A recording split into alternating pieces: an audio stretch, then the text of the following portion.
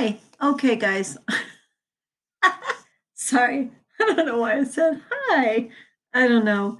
It's late, and I'm going to leave that in there because I think it's kind of funny.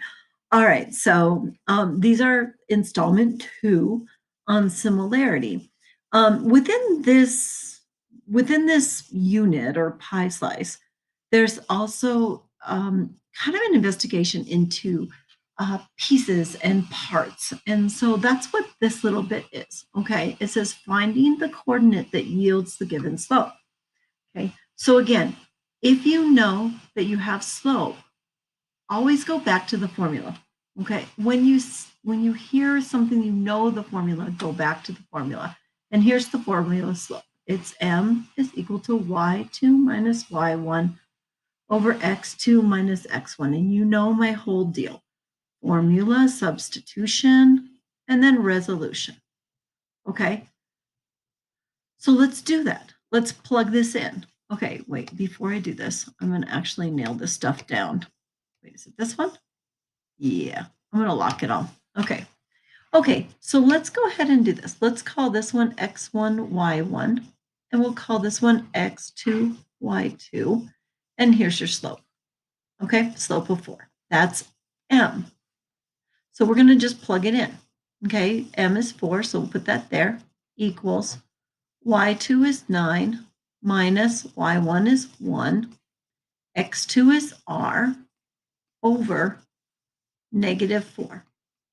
So all I did was plug it in. Okay, I'm going to jump over here. So then what you need to do is simplify what you can. Now remember, we're doing proportions, and this is a proportion whether you realize it or not. 9 minus 1 is 8 over r plus 4. Okay, so how is this a proportion? Because 4 is over 1.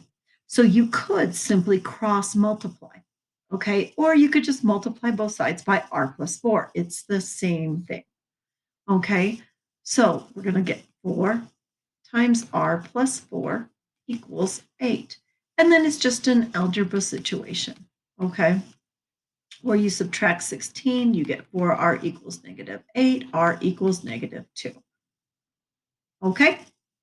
So is that what it asks? Yes, it says find the missing coordinate r. So we found r equals negative 2. Now you could plug it back in to see if it worked, okay, if you want to.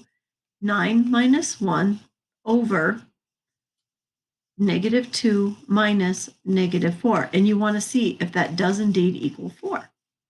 Well, 4 is equal to 8 over, this becomes a plus 2.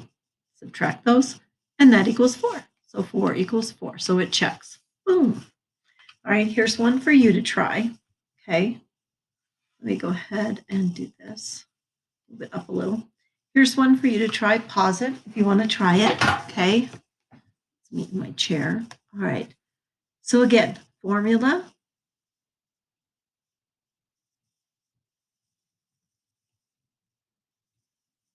Okay.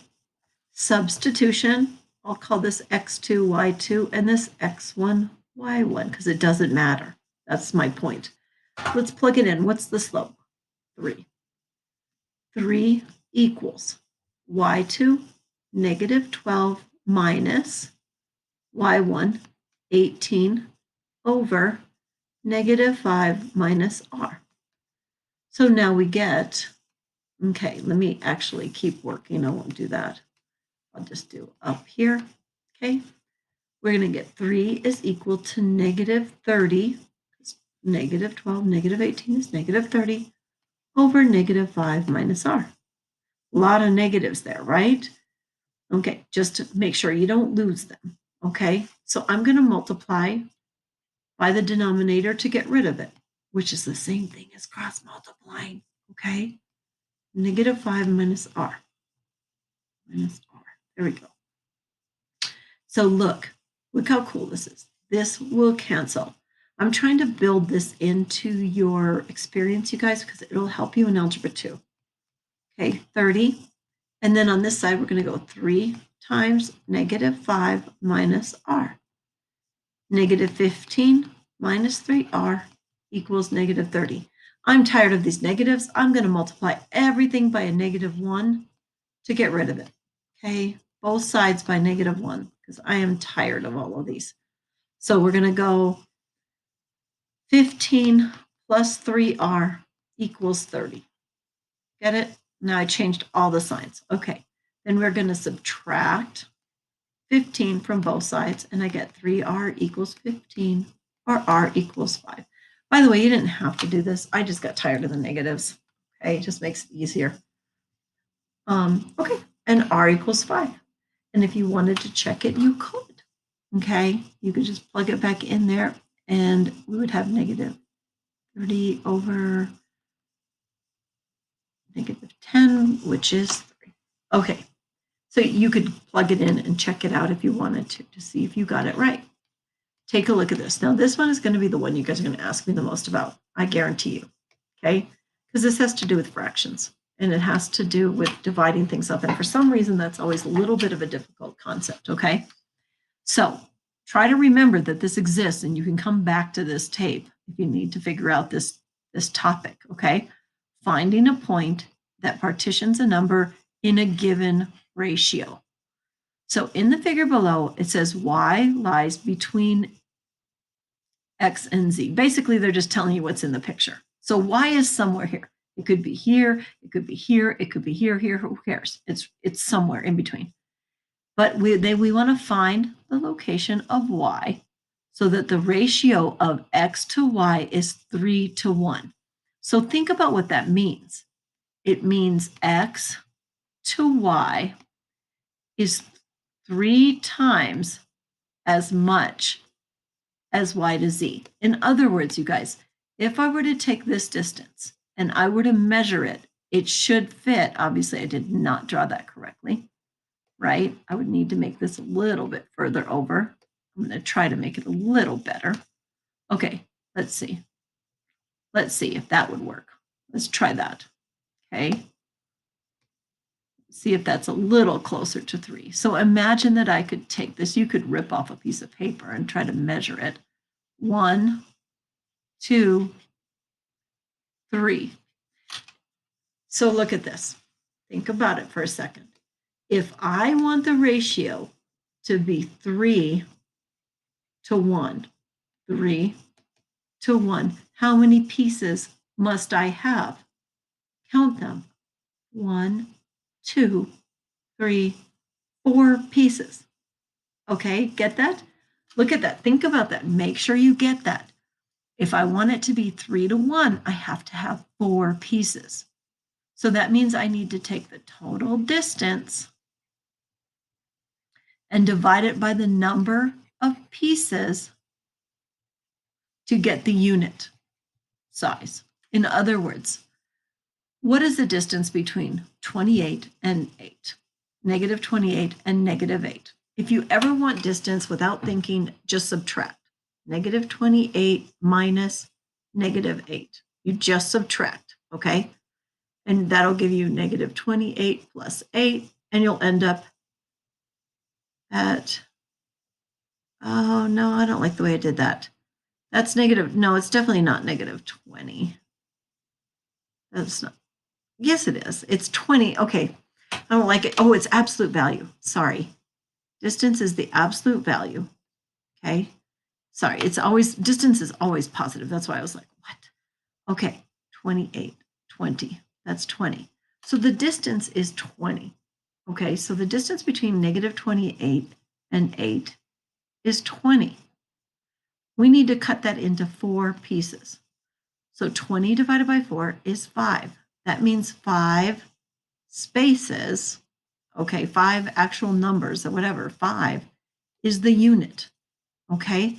In other words, we're going to cut this into 3 pieces or 4 pieces. Ready? Let's try this. That looks like it's almost half. So 1, 2, 3, 4. This is where y goes.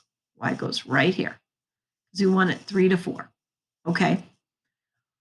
This is 5. Okay.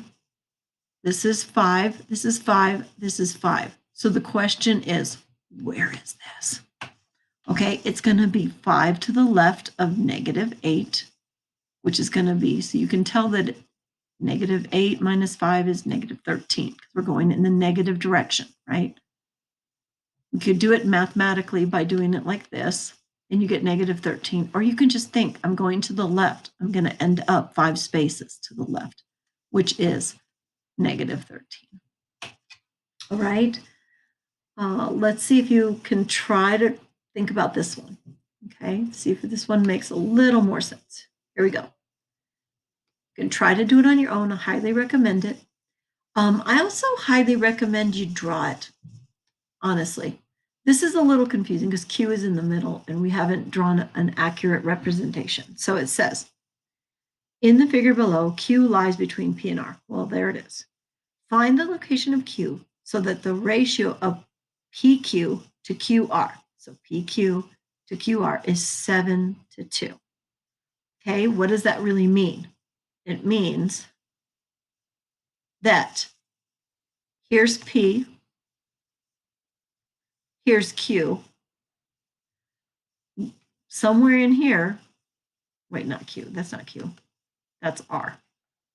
Somewhere in here is Q, so that PQ is 7 to 2, which means we have to divide it into 9 pieces. You guys add those up, 9 pieces. That means I make 8 lines. 1, 2, 3, 4, 5, 6, 7, 8. I'm sometimes like impressed with myself. I can't believe I just did that. Okay, so here's where it goes. It's going to go right there. Q.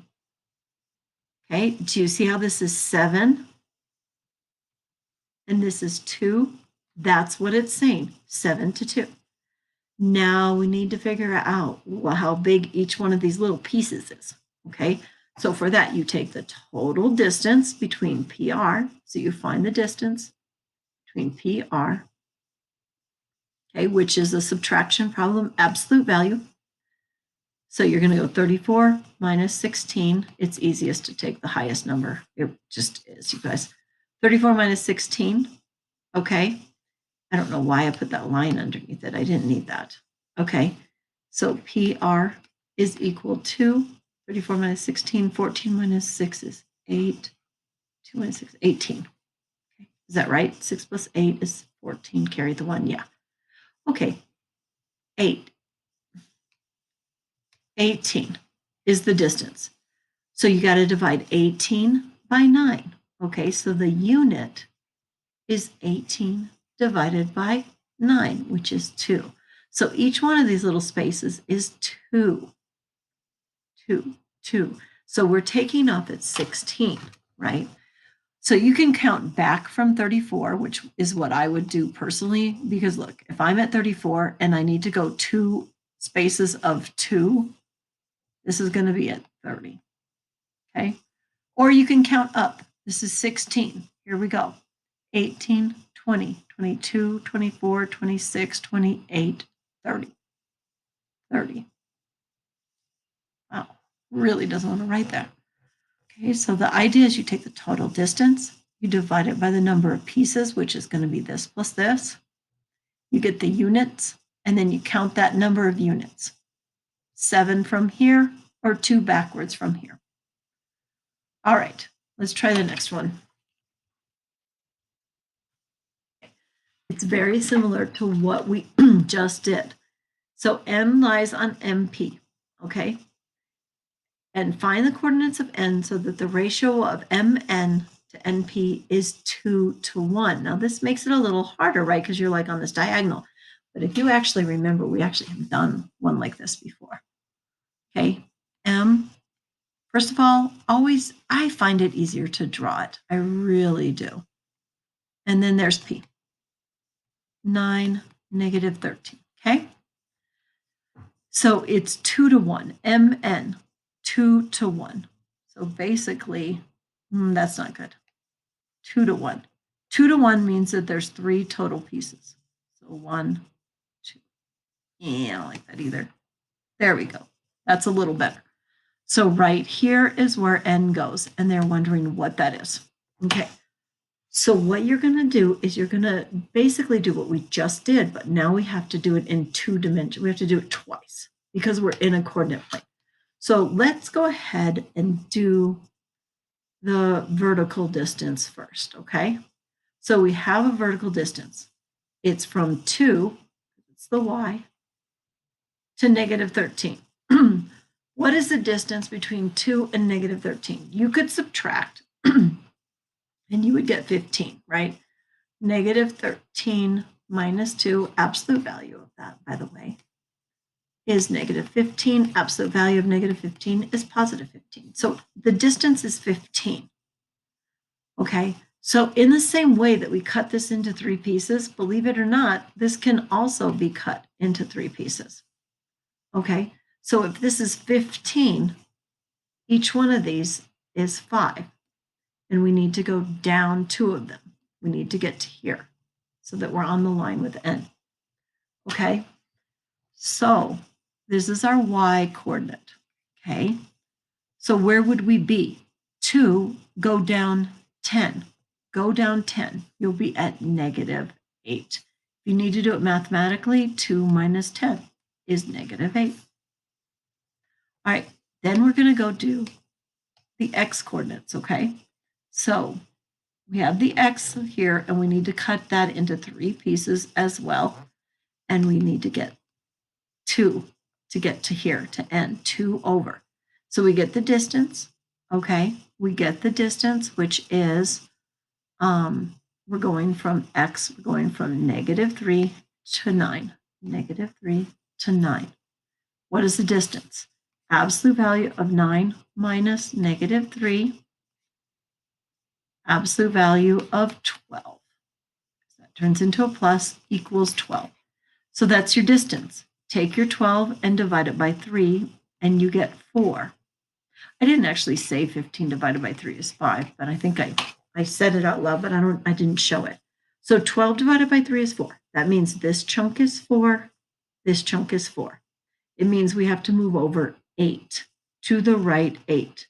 From negative 3 to the right 8. Negative 3 plus 8 equals 5. And you're just going over to here. So the x is 5. So basically the strategy is to make a triangle and cut that into thirds for the y and cut this into the thirds for the x. Okay, we'll try the next one. You're ready? Try it. Here we go. We're going to go p, which is negative 1, negative 3. We're going to go all the way up to r, which is 922. Okay. We want to find q. Okay, q lies on pr. 4 to 1. So how many pieces do we need to cut this thing into? 5. Okay. And we want PQ. Now notice that it's really important you pay attention to the order of the letters. It says PQ to QR. Look, that means we're starting down here. P to Q, and then QR. So we need to cut it into 5 pieces, which means we make 4 lines. 1, 2, 3, 4. Okay, and the place it's going to be is 4 to 1. 1, 2, 3, 4 to 1. See, the ratio is 4 to 1. Let's draw our triangle. Let's go ahead and do, it doesn't really matter if we do vertical or horizontal first. let's do x. Why not let's do x?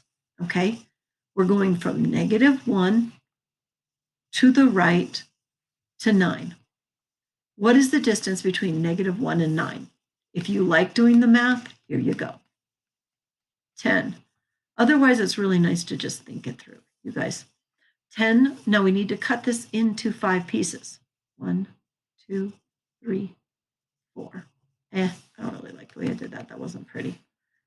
Okay, 1, 2, 3, 4. That's better. So you'll see how this is on the line? Okay, so we're looking for what is this value? So look, if we got to cut this into 5 pieces because there's 5 pieces. That means each little piece is worth 2. So if we're at 9, 2 to the left is 7, right? 5, 3, 1. In case you wanted to, we could just count by 2s. Negative 1 plus 2 is 1, plus 2, 3, plus 2, 5, plus 2, 7. So this one is 7. Now let's look at the y. we're going from negative 22 down to, positive 22 down to negative 3. If you like distance formulas, here you go. I didn't put absolute value, but I could have. Absolute value of 22 minus negative 3. That is equal to the absolute value of 25, which is equal to 25. We need to cut it into 4 pieces. 1, 2, 3, 4. And this one will correspond to that. Okay, so divide it into 5 pieces, and you'll get 5. So each one of these is worth 5. So look, I'm going to go 22 minus 5. We're going in the negative direction. So 22 minus 5 is 17. So this is going to be 17. I hope that helped with the colors and stuff. But try to remember that this exists, because this will be one you will be asking me about. I know it. And it's okay, I don't mind, but this is really helpful to have all these pictures. Okay, now comes the easy ones, okay? Which pairs of figures are congruent and which are similar? Similar means same shape, different size. Congruent means equal, equal. So this one is congruent. Okay, I guess similar means, you know what, that's funny. Is congruent similar? I suppose it would be, right? It's just a little weird because it's also congruent. But this is congruent because it's 2 by 4. And this is 2 by 4. So they're both rectangles of 2 by 4. So they're congruent and they're similar. Same proportions. Okay? You can tell that there's the same proportions because like if you take one side and divide it by the other, 4 divided by 2, you get 2. 4 divided by 2, you get 2. Same thing. Look at here. They're neither congruent nor are they similar. This is a circle. That's an oval.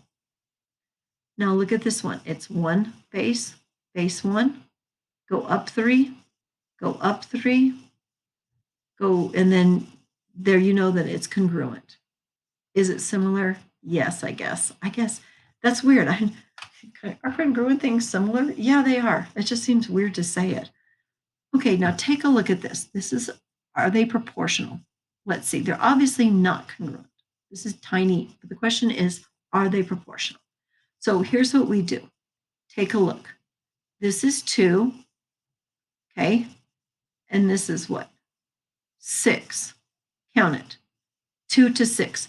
So to get from 2 to 6, I multiplied by 3, right? Well, let's look at another side and see if we did the same thing.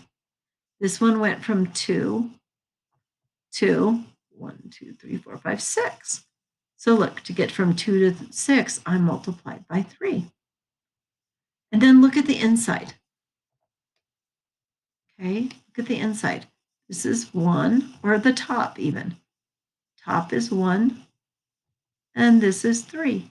So to get from 1 to 3, you multiply by 3. So you can see that these are indeed similar. It's because they have the same scale factor. Okay, a scale factor is what you'd multiply by to get from one to the other. Okay, scale factor is 3. It'll get a little trickier with order, but I'm not going to deal with that right now. Let's take a look at another one. Okay, wait. Oh my God, I accidentally grabbed the same one. Okay, I actually don't think you'll have trouble with this one. I'm going to go ahead and I'll say, ask me if you have that one. Okay, now it says find a missing side link given 2 similar triangles. So now you're being given similar triangles. By the way we would write this is triangle ABC is similar to PQR. It's really important you pay attention to the letters. So A corresponds with P and B corresponds with Q. You might think you could tell, which most of the time you can. Just be careful, okay? There we go. So now I've labeled them, right? Okay, so what you're looking for is the scale factor. So look, 2 to 16. How did we get there? We multiplied by 8. 5 to 40 multiplied by 8. Do you see? So the scale factor is 8. So we would take this and multiply it by 8 to get to 24, but we're not going that way. We have to go backwards. So what would you do? You would take 24 and divide it by 8, and you would get 3. So we could have done it backwards too, you guys. The scale factor to get from the big here to here would be backwards. It would be 40 divided by 8, you get 5, right? 16 divided by 8 to get 2.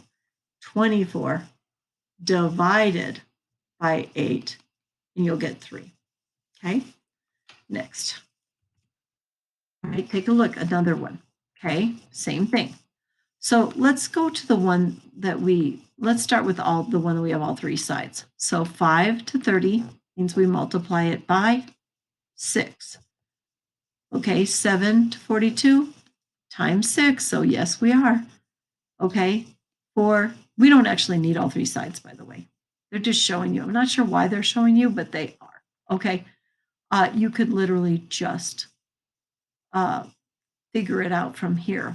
There's also another mathematical way, which we will go through if you can't just guess and check. Okay, so look, 4 times 6, this side is going to be 24. Now let's wait. I don't think I want to introduce something that's harder at this point. Okay, so those are pretty easy. I think they're giving you good, easy scale factors. Now look, finding angle measures of a triangle given two angles of a similar triangle. So what you need to know is that similar triangles have congruent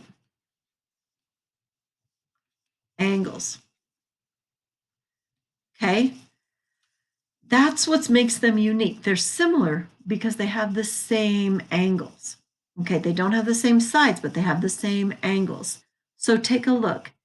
It's really important that you identify which is which. Okay, so it's telling you the two triangles are similar. They're not telling you which one. Okay, y is equal to 65 and x is equal to 85, as shown below. So find C, D, and E. All right. So what you need to know is you need to take a look at these and figure out which corresponds with this. I hope you can see that F and C go together. So therefore, this is 65. And then this has a sharp corner. That has a sharp corner, 85. Okay, this one is a point, and that one is unknown. But what do you know? You know that all the angles in a triangle add up to 180. So 180 minus 85 plus 65 equals 180 minus 85 plus 65, 150, 130. 30. So this is 30 degrees. And that's all you needed, see? E is 85, D is 30, C is 65. So I hope those ones are pretty easy for you. John, look at this. It's a little harder to decide what's what. But do you see how this one's a little more open? That's going to correspond to D. Okay, so W and D go together. X and C go together. And Y and E, of course. Okay, so now all you need to do is make sure you put the right ones. So this is 80 and this is 40. And then all you need to do is find this guy. 80 plus 40 is 120. Subtract that from 180 and you'll get 60. And that's what this one is. 60 degrees. I like that it says assume the triangles are accurately drawn. So basically that means you can trust your eyeballs. All right. When they're not drawn to scale, you can't trust, but you can trust your eyeballs when they are. And that's it for this particular video.